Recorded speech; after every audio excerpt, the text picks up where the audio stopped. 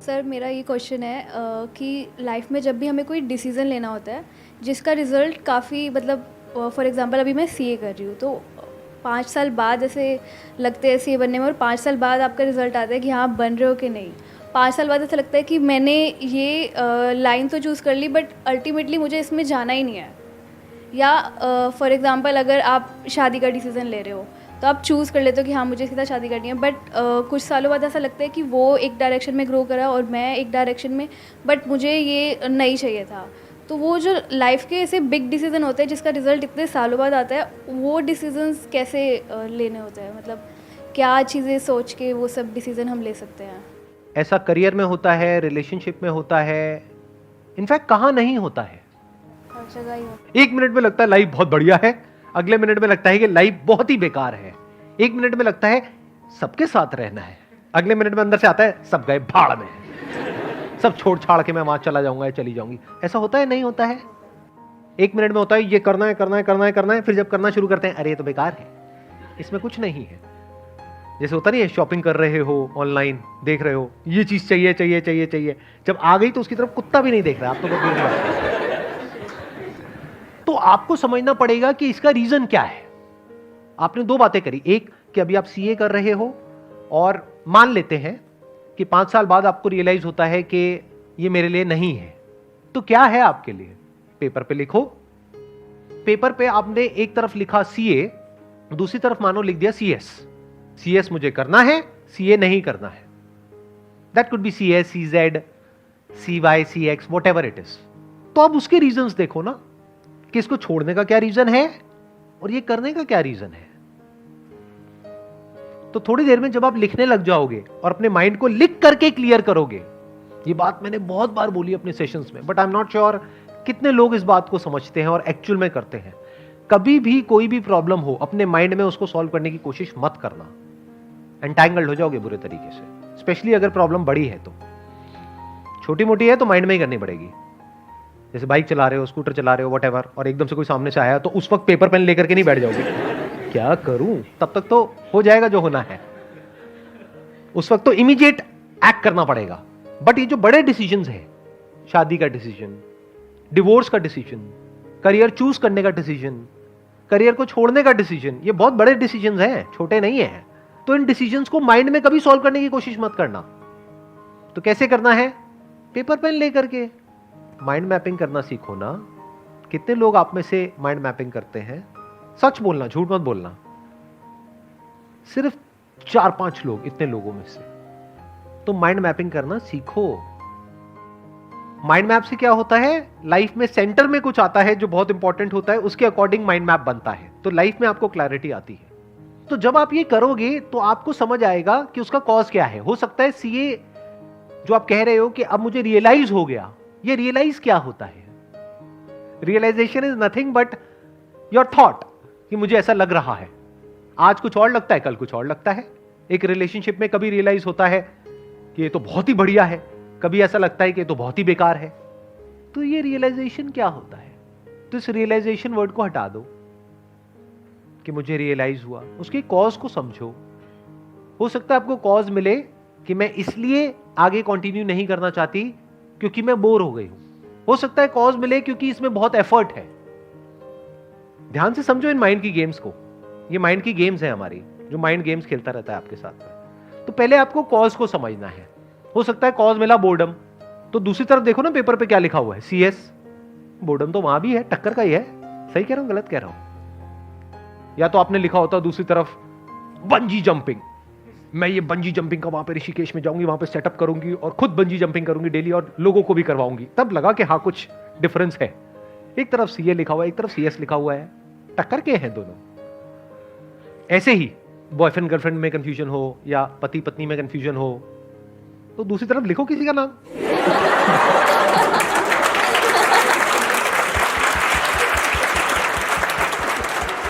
फिर थोड़ी देर में आपको पता है क्या रियलाइजेशन आएगा। Realisation, the real realisation. ये भी खच्चर, वो भी खच्चर, क्या फर्क पड़ता है? और मैं भी खच्चर, तो क्या फर्क पड़ता है?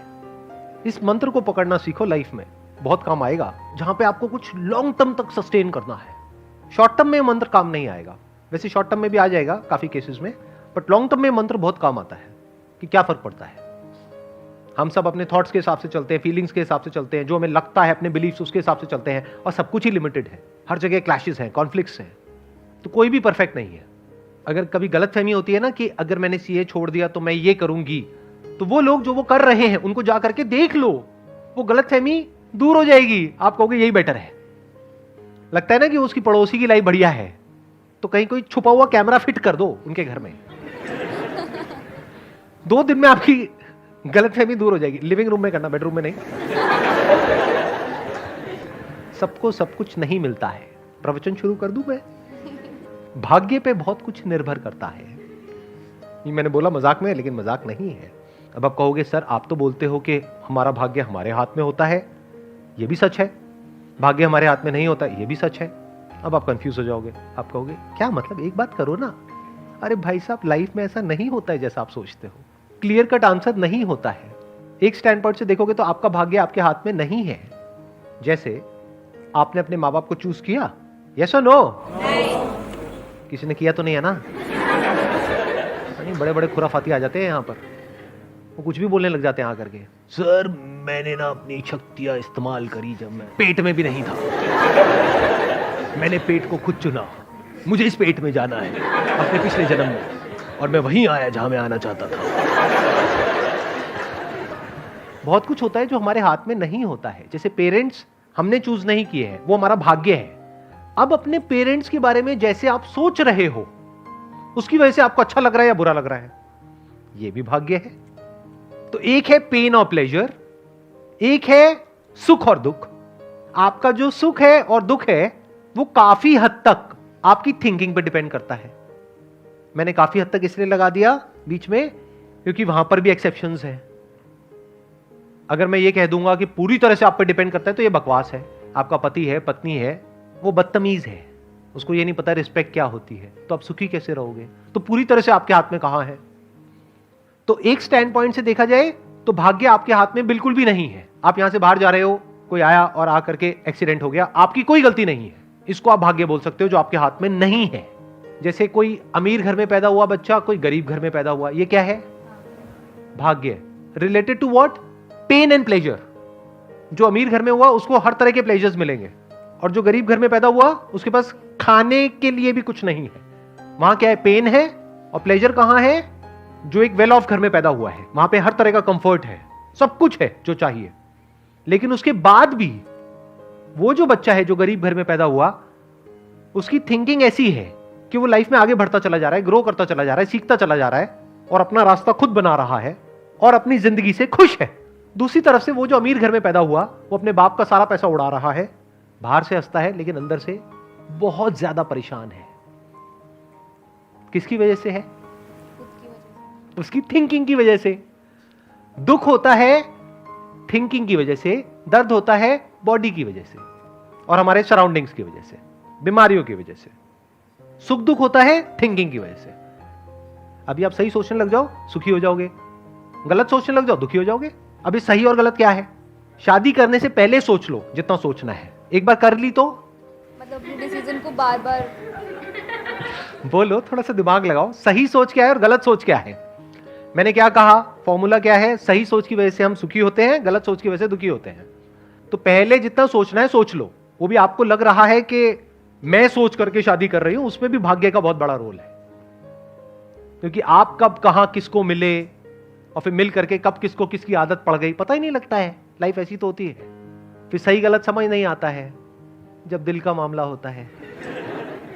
या फिर अरेंज मैरिज हुई तो वो तो पूरी तरह से ही भाग्य हो गया। शादी के बाद अगर सुखी रहना चाहते हो तो सही सोच क्या है और गलत सोच क्या है? अपने डिसीजन पे अटल रहो। मतलब नहीं, ऐसा नहीं है। अटल क्यों रहो? अगर सामने वाला जो पर्सन है वो महा क्या कहूं, पापी, घोर पापी है, अत्याचारी है, दुराचारी है, उसकी असुरीय प्रवृत्ति है, और कोई इससे भयानक वर्ड, जल्लाद है। बट जल्लाद होने में क्या बुराई? वो तो बेचारा किसी के कहने पे किसी को फांसी दे रहा है। जल्लाद is not a negative word. हाँ, जल्लाद उस वे में नेगेटिव है कि भाई मारता है अपने मजे के लिए। आप मान लो ऐसा कुछ है तो उसके साथ रहना थोड़ी है। उसको पुलिस के हवाले करो और निकलो उस घर से, या उसको निकालो, सीधी बात है ना। बट मान लेते हैं मैंगो पीपल टाइप का कोई बंदा है, मतलब जैसे लोग यहाँ पर बैठे हुए हैं, वैसे पता नहीं लगता किसी को देख करके कि ये सब जो मैंने कहा उसमें से कौन है जो यहाँ पर बैठा हुआ है। मान लेते हैं कि एक नॉर्मल इंसान है। नॉर्मल क्या होता है? जिसमें कुछ पॉजिटिव है, नेगेटिव है, कभी खुश है, कभी दुखी है, ना एक्सट्रीम में अच्छा है ना एक्सट्रीम में बुरा है। एक्सट्रीम में अच्छे वाले लोग भी बड़े खतरनाक होते हैं, एक्सट्रीम में बुरे तो बात हो ही गई है, तो बीच में कहीं पे है। तो अब सही सोच क्या है? इम्परफेक्शंस को एक्सेप्ट करना, मतलब जैसे मुझ में भी कुछ अच्छी बुरी चीज़ें हैं तो सामने वाले की भी अच्छी बुरी चीज़ें, और क्या फ़र्क पड़ता है? क्या फर्क पड़ता है? बस ये गोल्डन मंत्र को पकड़ लो कि कभी उसकी कुछ हरकतें होंगी, आपको गुस्सा आ जाएगा, आप गुस्सा करोगे तो वो भी गुस्सा करेगा, क्या फर्क पड़ता है? चीख चिल्लाहट हो जाएगी, क्या फर्क पड़ता है? थोड़ा एक आध बर्तन टूट जाएंगे, क्या फर्क पड़ता है? बर्तन और आ जाएंगे, अगले दिन फिर नॉर्मल हो जाओ। मैं आपको सही बातें बता रहा हूं, प्रैक्टिकल बातें, थियोरेटिकल बातें नहीं। जैसे कुछ लोग होते हैं ना, वो बैठ करके बोलते हैं नहीं नहीं बस अपने मन को ऐसा आप करो, वैसा करो, ये करो, वो करो। अरे ऐसा नहीं होता है रियल लाइफ में। रियल लाइफ में बता रहा हूं क्या होता है, लड़ाई झगड़ा, ये वो, थोड़ा बहुत कहा सुनी, और जब बोलने पे आते हैं तो पता नहीं क्या क्या बोल जाते हैं। आप हूं तो कर रहे हो, लेकिन शादी नहीं हुई आपकी अभी, तो आपको नहीं पता है क्या क्या बोल जाते हैं, किस किस हद तक बोल जाते हैं। सर अगर वो चीट कर रहा है तब भी यही मंत्र रखना है। मैंने कब बोला? वो तो उनमें से किसी कैटेगरी में आ गया ना। अय्याश है, धोखेबाज है, बेवफा है। कुछ वर्ड छूट गए होंगे, अभी भी आप समझ लेना इशारों में कि अगर ऐसा कोई है तो छोड़ दो। बट अगर मैं कह रहा हूं ना बीच में कहीं पर है, नॉर्मल इंसान है, बेचारा है, आप बेचारी हो, ठीक है, क्या फर्क पड़ता है? तो ऐसे जब आप समझ लेते हो चीजों को और ऐसे सोचने लग जाते हो तो अब आप चिल हो जाते हो। चिल पता है ना क्या होता है? क्या होता है? एक ना तो एक्सट्रीम मतलब किसी भी इमोशन को एक्सट्रीमली नहीं लेना। अब फालतू की एक्सपेक्टेशंस ही नहीं है ना माइंड में। फालतू की एक्सपेक्टेशंस ही तो जड़ है सारी की सारी प्रॉब्लम की, कि मेरा पति ऐसा क्यों नहीं है, मेरी पत्नी ऐसी क्यों नहीं है, रोज सुबह उठ करके मेरे माँ बाप के पैर क्यों नहीं छूती है। अरे वो सुबह उठती ही नहीं है टाइम से।